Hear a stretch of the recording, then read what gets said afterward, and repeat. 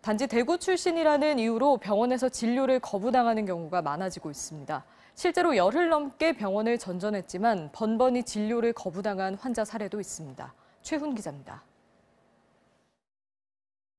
한 인터넷 카페에 올라온 글입니다. 남편이 39도가 넘는 고열로 고생하고 있는데 어떤 병원에서도 진료는커녕 출입조차 허용하지 않았다는 내용입니다. 대구 거주자인데다 열이 있다는 게 이유였습니다. 선별 진료소를 다녀오란 말에 4번이나 코로나19 검사를 받았는데 모두 음성이었습니다.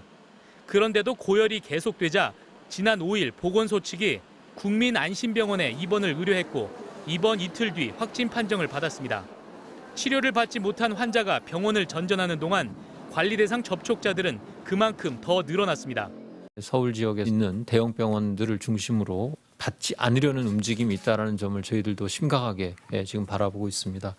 환자 진료를 거부하는 건 의료법 위반에 해당할 수 있는 만큼 행정력을 동원해서라도 재발 방지에 나서겠다고 했습니다. 실제로 보건복지부는 최근 모든 의료기관에 정당한 이유 없이 진료 거부를 하지 말라는 공문을 보내기도 했습니다.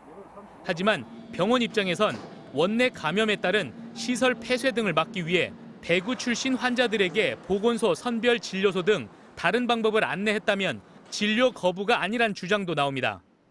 대구 출신이든 중국을 다녀왔든 환자가 자신의 정보를 솔직히 말하고 충분히 진료받는 환경이 조성되려면 현재 각 지역별로 몇 개 안 되는 국민안심병원을 확대하는 건 물론 중소형 병원들에도 선별 진료소를 확대해야 한다는 지적이 나오고 있습니다. 그래야 환자도 제대로 진료를 하고 또 호흡기 환자를 구별을 해서 또 다른 데로 전원을 해서 확진 환자 격리도 할 수 있는 아주 최전선이 될 수 있는 거죠. 작은 병원들이. 방역 당국도 서울 백병원 환자 사례를 계기로 환자와 병원 누가 더 잘못했는지 따지기보다 환자들의 진료권이 보장되는 동시에 의료기관의 감염 피해도 최소화하는 방안을 병원협회 등과 강구하겠다고 밝혔습니다. MBC 뉴스 최훈입니다.